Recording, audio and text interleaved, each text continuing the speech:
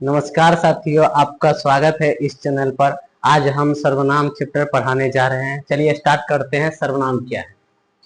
जिस शब्द का प्रयोग संज्ञा के बदले में किया जाता है उसे सर्वनाम कहते हैं। और सर्वनाम के 6 प्रकार होते हैं। डायरेक्ट पूछता है कि सर्वनाम के कितने भेद होते हैं, तो सर्वनाम के 6 भेद होते हैं। इसका ट्रिक भी है, ट्रिक ट्रिक अनाथ सनाथ, अनाथ सनाथ, अ से अनिश्चयवाचक, न से निश्चयवाचक, अनाप शनाप, प से प्रश्नवाचक, स से संबंधवाचक, न से निजवाचक, और एगो है प से पुरुषवाचक सर्वनाम। इसका ट्रिक है अनाप शनाप। चलिए, सर्वनाम के 6 भेद होते हैं: पुरुषवाचक, निश्चयवाचक, अनिश्चयवाचक, प्रश्नवाचक, संबंधवाचक और निजवाचक। पुरुषवाचक सर्वनाम क्या है? ठीक है, चलिए।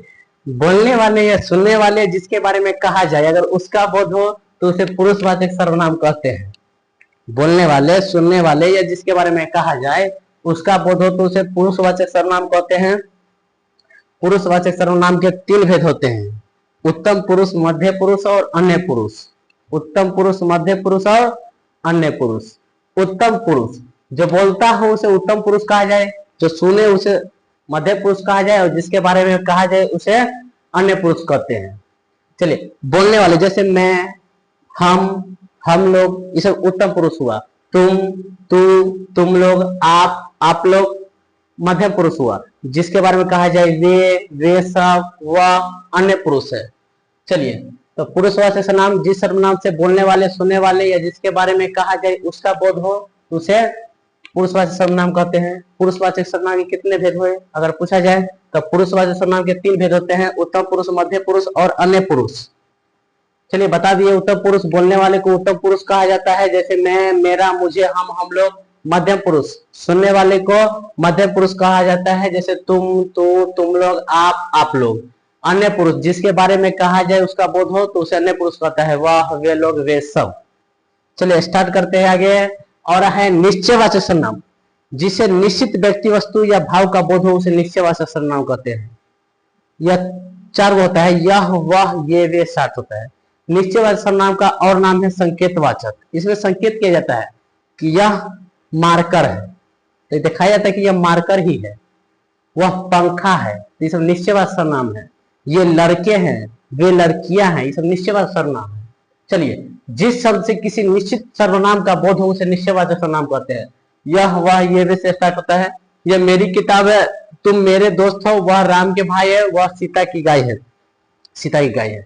चलिए, अनिश्चयवाचक सर्वनाम जिस सर्वनाम से अनिश्चित सर्वनाम का बोध हो उसे अनिश्चयवाचक सर्वनाम कहते हैं।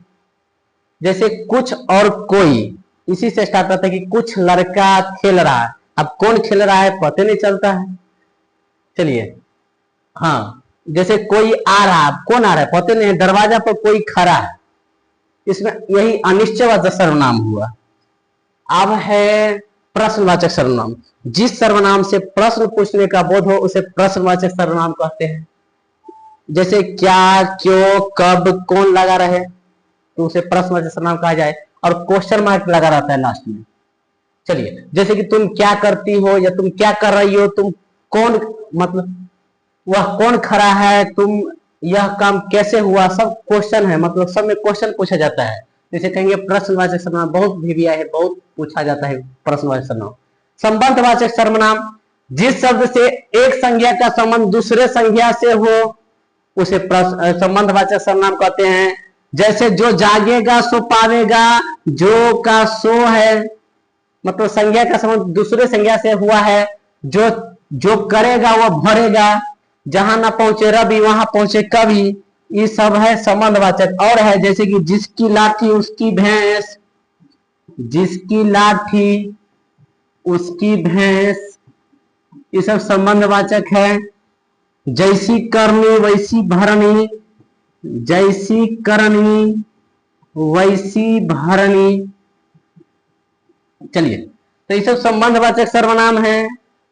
अब है लास्ट निजवाचक सर्वनाम, जिससे स्वयं या खुद होने का बोध हो उसे निजवाचक सर्वनाम कहते हैं। जैसे मैं खुद ही पढ़ लूंगा या वह खुद ही अपना घर चली जाएगी, तो इसमें खुद या स्वयं का बोध हो तो उसे निजवाचक सर्वनाम कहते हैं। चलिए तो निज आज सर्वनाम खत्म हुआ। इसका अगला टॉपिक रहेगा ऑब्जेक्टिव से। थैंक यू, धन्यवाद देखने के लिए।